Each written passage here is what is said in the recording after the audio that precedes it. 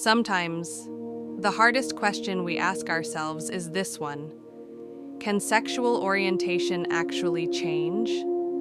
Maybe you felt attraction, then it shifted.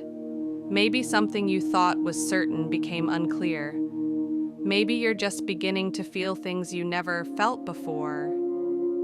You're not alone in that feeling. Some people describe life that way. A few years ago, a public figure known for being open about her identity came out as lesbian. Later, as her feelings evolved, she described herself as fluid, attracted to people regardless of gender, telling the world that she was learning herself again. Others have discovered parts of themselves later in life.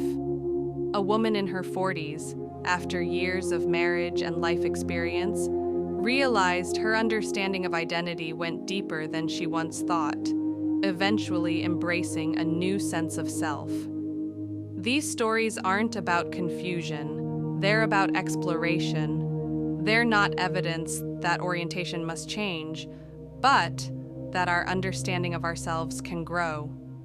Researchers who study sexuality find that for some people, attractions can feel fluid, especially in young adulthood, as part of discovering who they truly are. Labels, like lesbian, gay, bisexual, pansexual, queer, are tools.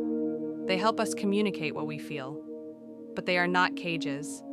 They're not fixed rules that everyone must fit. And for many people, their sense of orientation,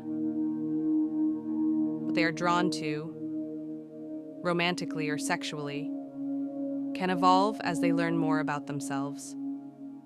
Some people use a single label their whole life. Others switch labels, not because they're inconsistent, but because their sense of self is becoming clearer.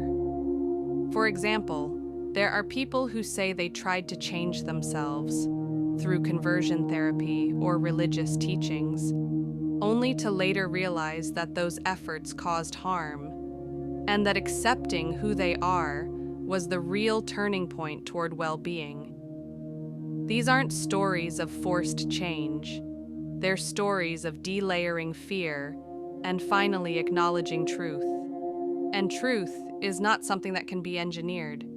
If orientation could be forced like a flick of a switch, then those natural feelings, the ones that showed up uninvited, sometimes in silence, wouldn't matter at all.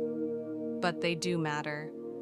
Your attractions, the people you think about in quiet moments, in unexpected glances, in daydreams that won't let go, those are real experiences. They emerge from who you are, not from who you should be.